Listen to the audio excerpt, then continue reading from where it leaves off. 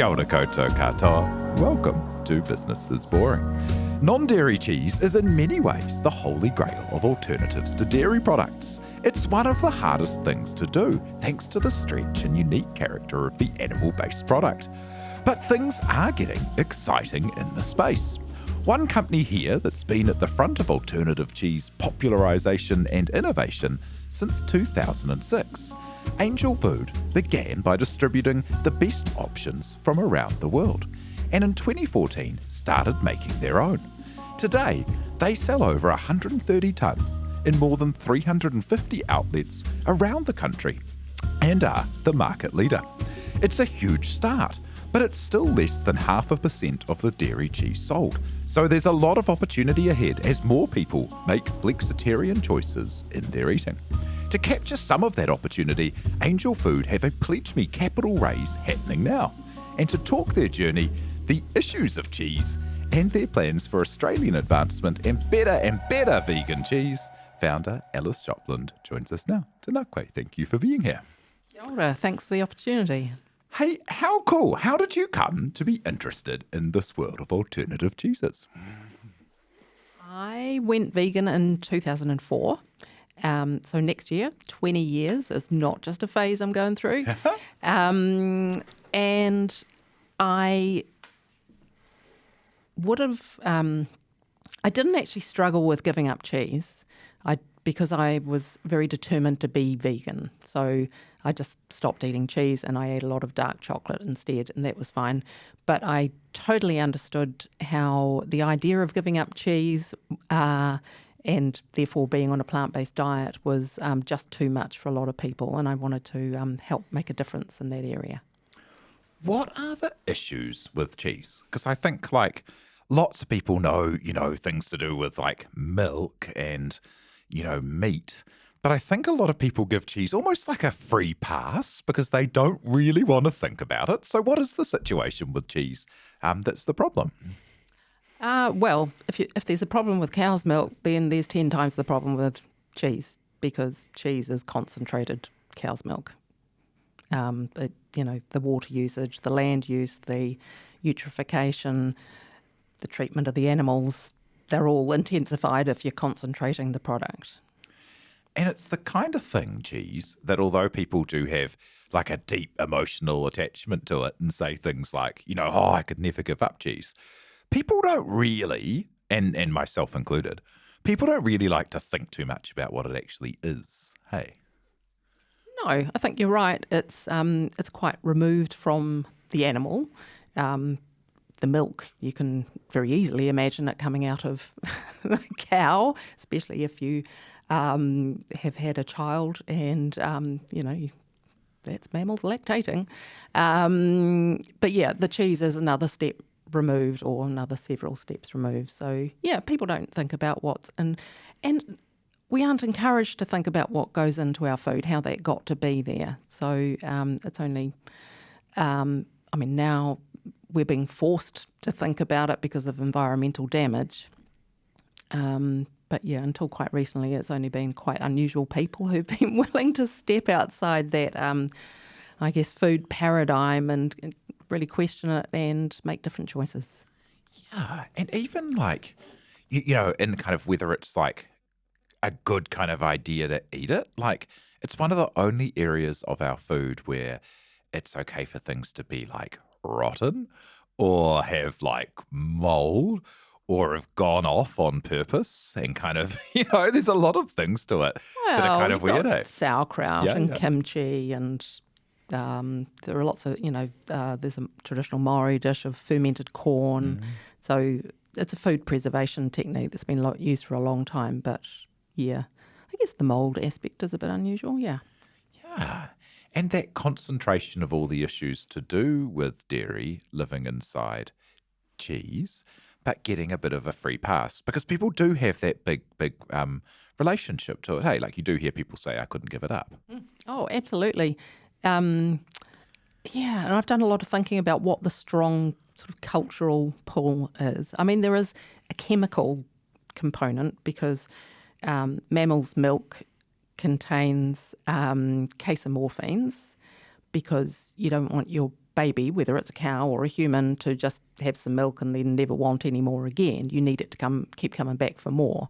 So and of course, because the milk is concentrated to make cheese, the casomorphines are concentrated. So I think it's easy to overstate the addictive nature of cheese, but there is a mild addictive element to it. And so cheese is actually, people treat it like crack because it is an addictive substance. yes, there's that, the casomorphines. There's also the fat and the salt, which are also, I don't know if they're technically addictive, but, we love to eat them. Yeah. And, yeah. Yeah, and how do you go about replacing that, with an alternative? Do you sneak some casomorphine in there? Do you make sure that it's got the same kind of fat and flavour and salt profile? Yes, yep. The fat and the salt are absolutely crucial to to replicate the structure, but also the flavour experience. Which is, and it needs to look like cheese. Some people say, oh, well, if you don't want to eat cheese, just don't eat cheese. Don't insult me by trying to come up with an alternative. It's not real, blah, blah, blah. But, I grew up eating dairy cheese often twice a day. I absolutely loved it. My whole family was cheese crazy.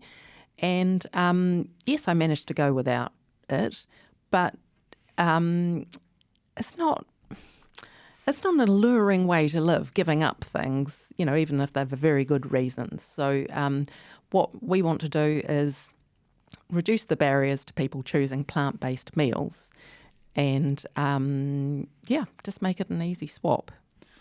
So how did you go about getting started? So, 2004, very different food environment. Now every supermarket and grocery has sections for foods that are plant-based and alternatives, but not then. Cheese especially rare. Like there's always been soy milks available and the like. Well, not very good ones back then. Yeah, true. But yeah, how did you go about finding good ones, and why did you start with distribution? Well, in the early days of being vegan, I was one of those typical annoying evangelistic vegans, and I apologise to my friends and family for that. But there was one type of vegan cheese imported, and it was in some supermarkets, but mostly in organic stores and gluten-free stores. And I bought a pack of this, and I really wanted to like it, and I just could not. I actually threw it away, and I do not like food waste, but I just couldn't eat it, and I certainly wouldn't ask anybody else to eat it. So it was probably, I don't know, in the next sort of 6 to 12 months, I started looking. Some friends were going to the US, and I asked them to bring back some US vegan cheeses, just so I could see what they were like, and they weren't very good, but I think they were probably very American cheese tasting, which is not the Kiwi palate. Low base to start from. It's just different. Yeah. So I can't actually remember how I did the UK bit, but I must have contacted some companies over there, and I got them to send some samples. And I just thought, okay, this is my contribution to veganism, and I started importing soy cheese from the UK. And then building up distribution and helping to kind of popularise and make it an option. At what stage, quite a few years in, decided to start making your own? What led you to that?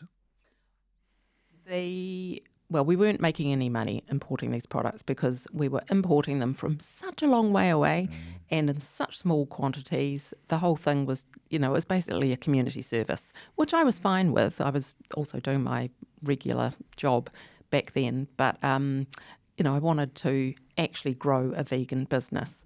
So, and I have to admit that also people would say, if we were talking about the environmental aspects, people would say, well, yeah, maybe it's not dairy, but it's not local either. So, you should be making it, if you think it's a great product for people to have, you should be making it here because food miles. And of course, we now know that what you eat is much more important in terms of your environmental footprint than where it comes from. But I didn't have that argument in my pocket back then. So, we decided, we actually just paused the importing and had no products for a while. And my husband has a background in science, and we're both very keen cooks, and we're both stubborn and optimistic. So we spent hours in the kitchen, and we would read labels of other vegan cheeses and see what the ingredients were, and we would take a guess at the proportions. Yeah, it didn't go so well. Eventually it kind of went, okay, this is not going to work. We don't have the skills for this. We didn't need an actual food scientist. So we engaged a guy who was a food tech contractor, and he was Dutch, big fan of cheese, but also a big environmentalist, and he understood what we were about, and said he'd give it a go. And how's the journey been since kind of that 2014? As it's such a space of excitement and innovation in this alternate plant space. And I think a lot of people, like you mentioned, trying, the first cheese and not having a great experience. I think a lot of people, like with veggie sausages and stuff, people have tried a bad one and then they kind of lump everything together. How many iterations along with you? And what's the kind of, what's the product suite like at the moment?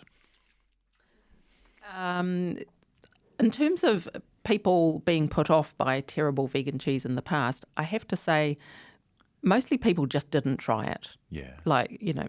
We're still a tiny part of the cheese market, as you said. And for most people, it just wasn't on their radar. We still come across people who are surprised that there is such a thing as plant-based cheese. And when we have a stall at food shows, where 5 years ago, people would kind of scuttle past in case they caught veganism off us, and they certainly didn't want to try the products. Now people go, oh, plant-based, that's interesting. Yeah, I'm a big meat and dairy eater, and I want to try that. So there's been just an incredible shift. Yeah, that's interesting. So it's not for... it's a vegan cheese, and you're very part of the idea of embracing and supporting and popularising the idea of veganism, but it's not a vegan product. It's for everyone who wants to have different approaches to eating. Is that right? Oh, absolutely. Yeah. I mean, there are a lot of people who are lactose intolerant or allergic to dairy products. And, because New Zealand's been such a massive animal agriculture country, for a long time, I think people just assumed, and you mentioned earlier that cheese in particular has this glow to it. It's been perceived as a really benign product, and, that couldn't possibly be what's giving you a sore tummy or diarrhea or a headache or whatever. But, a lot of people are intolerant to it. So our customers are vegans, vegetarians, people with allergies or intolerances, and increasingly people who are not vegan, but they're cutting down on their intake of animal products.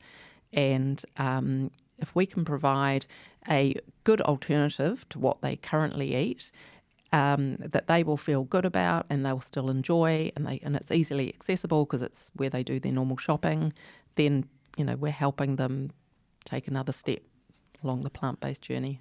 Yeah, tell us about that journey of making it something that is an easy alternative for people, being in 350 stores around the country. Like, how's that been to get that distribution and get in front of people? Has it been an easy path? That's hilarious. No, it has not. It has been really difficult, and I never would have started if I'd known all the hurdles and the hoops. I mean, it was when we were importing, and then when we had our first products that we developed ourselves, it was quite easy to get them into organic stores and gluten-free stores, and they're nice to deal with generally, and they forgave our mistakes because I don't have a background in the food industry, so I was very much learning on the job. But, we didn't want to be a super niche product for wealthy people. We wanted to be a good quality mainstream product, and that meant that the dream was always to get into supermarkets. So yeah, anyone who watches the news knows that supermarkets can be a little challenging to deal with, and sure, they have definitely cut us some slack at various stages because we were a small local company, but any mistake you make in that area can be quite expensive. And once there is a section in the supermarket, it seems like, of course there'd always be, but it's a really big thing to change, layouts and make space for new ideas and fit things that don't fit existing molds and the like. How's it been as part of kind of educating and growing the market as well as having to do all the other things a company has to do? Well, that is a very good point because we were... from a business point of view, we started too early. There wasn't enough of a market to really make a viable business back then. But now we've learned all the lessons and we're here ready for the big wave. It's been really hard, and we eventually got competition on the shelves, and that was the most terrifying moment because I thought, oh, okay, well, it's all, we're done now. But then I realised that if there wasn't any competition, then the segment was too small to be viable. So competition was actually a good sign. Yeah, awesome. And we'll be back in a moment with Alice to talk about what's next and their capital raise.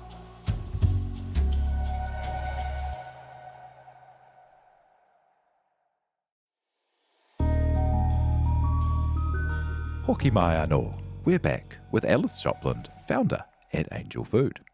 So tell us kind of what stage are you at now? So you've got kind of like some real hero products in cheese, and then also started releasing some other things like, and if you're seeing the video of this, this wonderful dairy-free sour cream that I just tried that was really good, and also this dairy-free feta, which is really cool to see these other options coming in as well. But yeah, what's your kind of product range and where are you sitting today? We do blocks of mozzarella, cheddar and smoked cheddar and the feta. And then we have a grated cheddar, cream cheese and sour cream and a powdered parmesan. So they're all sort of everyday cheeses. I get people emailing us to say, oh, please do a halloumi, please do a camembert, and those are technically very difficult. But also, because we're niche, there's a limit to how much space the supermarkets will give us, especially in chilled products, because that's the most expensive real estate for the supermarkets. So you've got to have a good rate of sale to be earning your space on the shelf. Just the hits. Exactly, yeah. Yeah, and tell us about how you built to that point, as there's been a couple of times that you've, expanded and lifted production and scale through working with your crowd and going to crowdfunding. Yes, yep. So in 2015, we...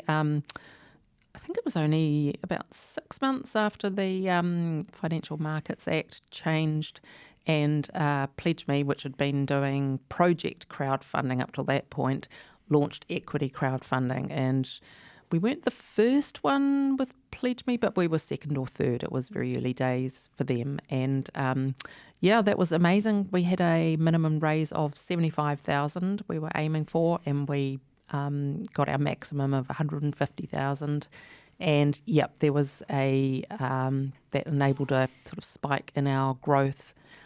And then same again in 2019, we went back to PledgeMe and to our crowd, and we raised $370,000, and again that saw a big jump. And that's so cool, hey, because you get not only the investors, but then advocates and more people who are really trying to make this thing work. Like, it's a really good use case when it is a product that people really want to see happen in the world that isn't going to get there without people supporting it. Exactly. Yes, and I like the idea that eventually those people will get a financial reward for having been so prescient and for understanding the market long before most other people. Yeah, being the early believers. Yes, Yeah, totally. and so cool to see the growth in volume. But yeah, like we said in the intro there, still so small in the scheme of things. Like there's still so much opportunity. Like if we're going to go and follow the patterns of alternate milk or alternate yogurt is a really interesting space, how big that is compared to where it was 10 years ago. Oh, absolutely. Yeah, I mean, I've seen data showing that in the Australian market, plant-based meat, milk, and to a lesser extent yogurt have all had a huge growth, and cheese is just barely out of the starting blocks. And I think that goes back to the technical difficulty of making a good product, but also that sort of emotional attachment that we have to cheese. We just don't want to let go of it. Tell us about the innovation and the approach that you have to kind of innovating that product and iterating the cheeses along as you're on kind of, many versions and always kind of increasing things, hey?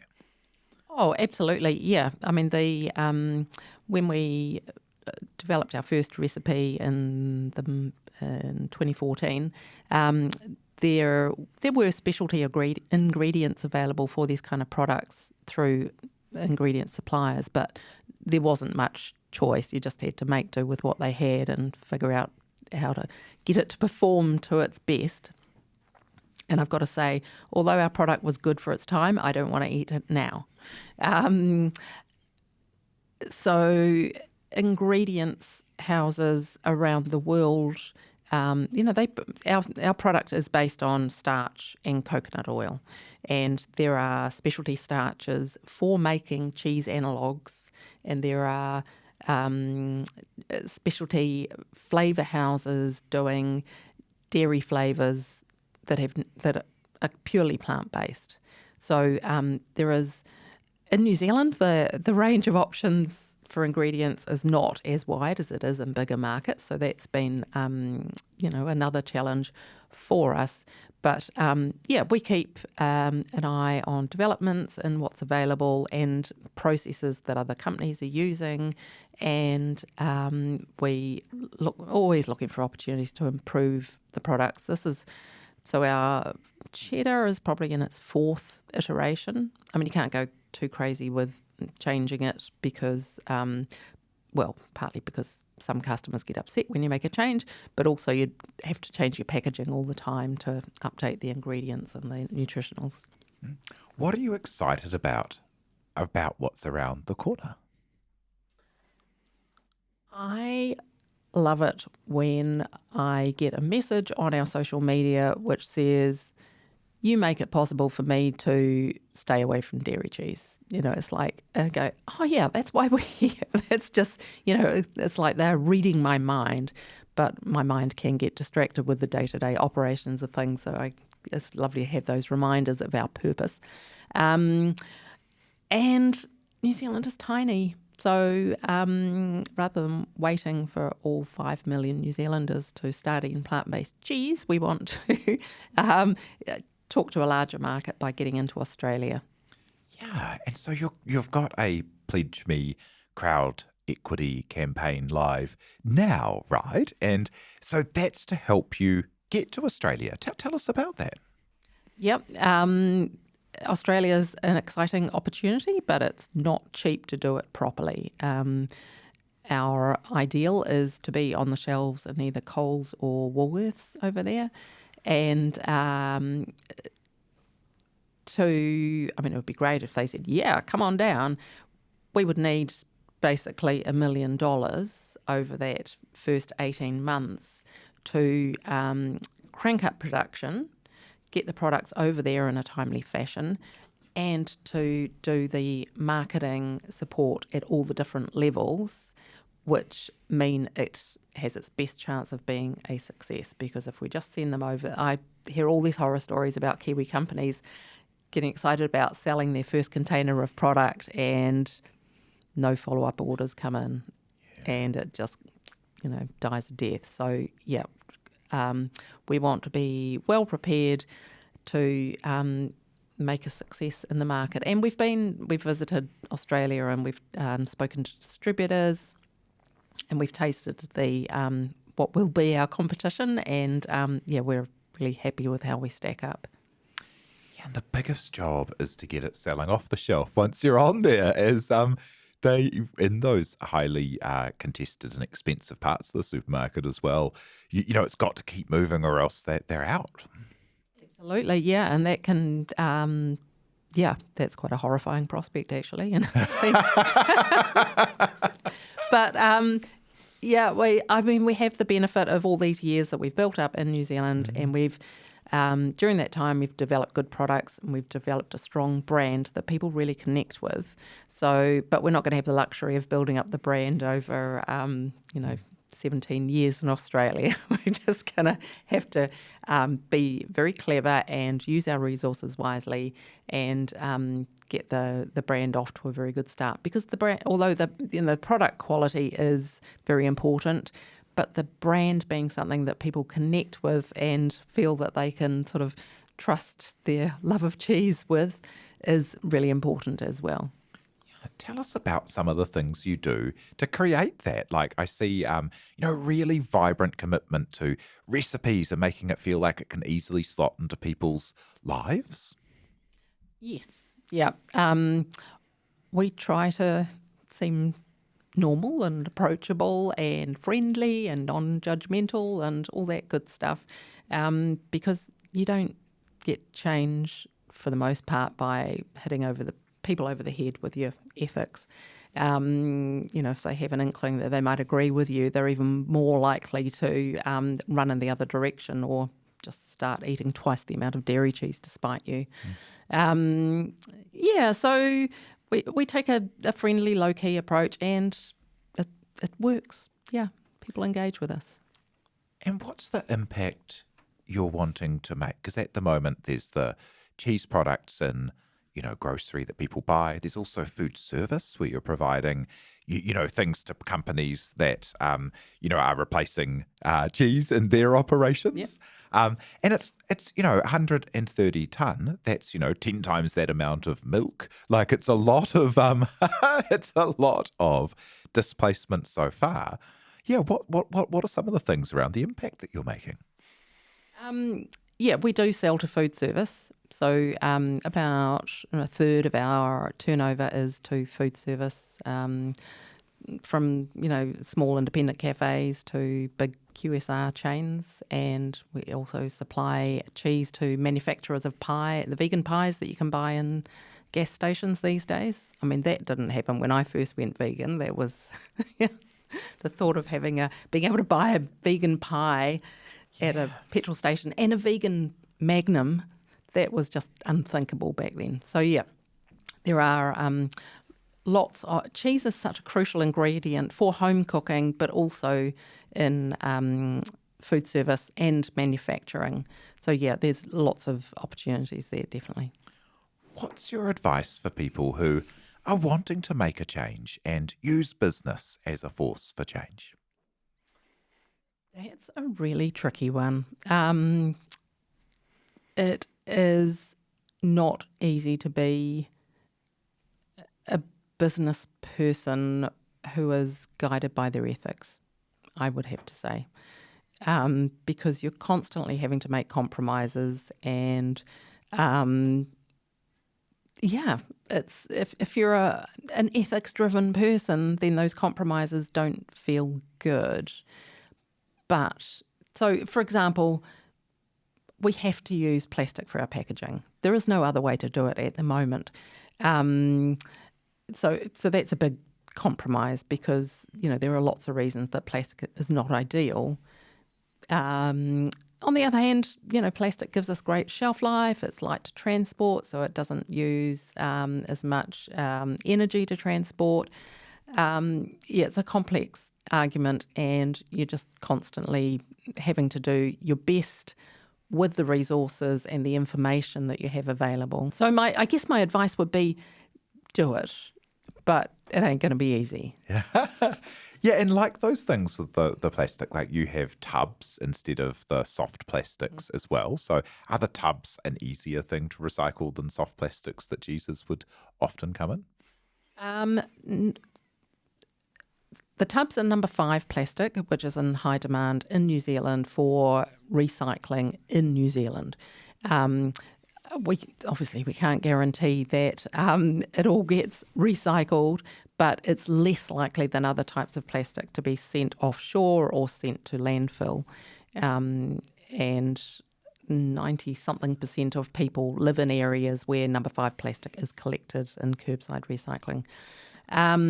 Soft plastic is good, but you're supposed to clean it. And if you've tried cleaning the corners of the cheese wrappers, that's not easy. So, Also, these are very practical. You tip the cheese out, cut off however much you want, and you pop it back in the tub, and you're not having to, wrap it in Glad wrap or something, or put it in another plastic tub to keep it fresh. Yeah, and business having to make the best choice from the available options. Yes. Yeah. And, in a few years' time, there will be better options for us. And if they're available in New Zealand and they're affordable, then we'll switch, definitely. Great. And as a final thought, what will success be for you and for the company? As there's been so much change in the culture already, but, as someone really excited by this area, it really feels to me like it's kind of day one, like the fact that now there's, Whopper burgers with impossible patties and stuff. Like that's just the start of these things being normal.